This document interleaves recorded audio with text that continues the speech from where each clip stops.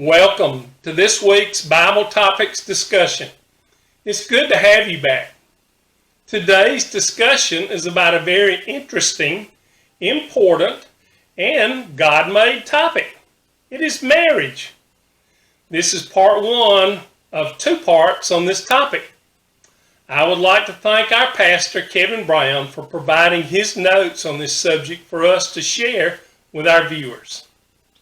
We know that this is not a great way to start this topic, but in 1 Corinthians 7, verse 28b, God's word tells us, "But those who marry will face many troubles in this life." If you're married now or have been in the past, you know this statement is true. Relationships can be hard, and they can be difficult. However, life is all about relationships. Relationships make us happy. We were created for relationships. We have a need for meaningful connections with others. The true test of our relationship with Jesus is how we relate to others. That's right. God designed marriage. It was His idea. He thought it up, and He designed it for our happiness, not our hurt. So God's Word gives us some instructions for a happy marriage. Let's look at some. Ephesians chapter 5 verse 31 says, "For this reason a man will leave his father and mother and be united to his wife, and the two will become one flesh." This verse is repeated 3 more times. In Mark chapter 10 verse 7, Matthew chapter 19 verse 5, and in Genesis chapter 2 verse 24. If God put it in His Word that many times, it is very important, and He wants us to get it. In this verse, God says in marriage there are some things you need to hold on to, and there are some things you need to let go of. First, we have to let go of our parents. There's a leaving that needs to be done. This is true for the ladies as well as the guys. You need to leave your parents. God is talking more than just moving out of the house. It has nothing to do with geography. You can live next door to your parents and see them every day and still be psychologically independent. Leaving literally means to break your dependence. Your relationship to your parents changes the moment you're married. Your partner should not have to compete with your parents. You also have to let go of people in your past, a former boyfriend or girlfriend. If you don't let go of other people, you will fall into the comparison trap. What you need to do is stop comparing and start cultivating.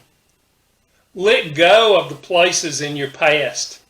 Sometimes we live in the past and idolize the past as if it were perfect. We're not saying don't remember them or don't talk about them. Just don't idolize them. Let go of problems from the past. You need to let go of grudges. Don't allow people who have hurt you in your past to hurt you today. Your past is over. It's finished. Let go of grief. Grief is normal. But when you hold on to it and don't work through it, the grief becomes destructive. Let go of guilt. Many marriages suffer from secret guilt.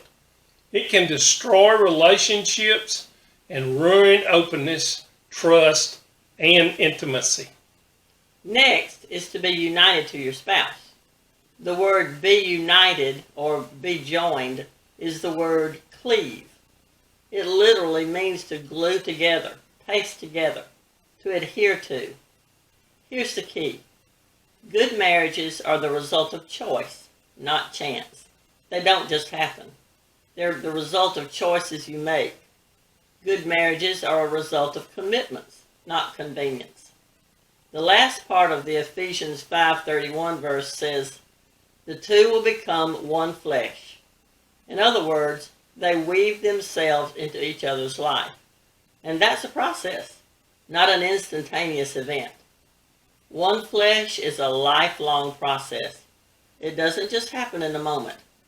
It may start in a moment, but it isn't finished in a moment. That's right.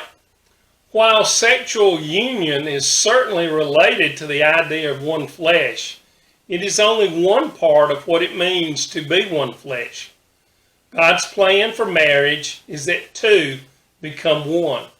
And this is much more than just sharing the same residence, the same food, and the same bed. It is two people giving themselves to one another until their lives are woven together into one. We are imperfect people married to imperfect people. And you expected no problems, difficulties, or challenges? Successful relationships take a continued effort, leaving your past behind, committing yourself to your spouse, and weaving your lives together. Well, that's it for this week. Contact us with any questions you may have, and please like, comment, and share. Be sure to join us next week as we conclude this topic. See you next week. Be blessed.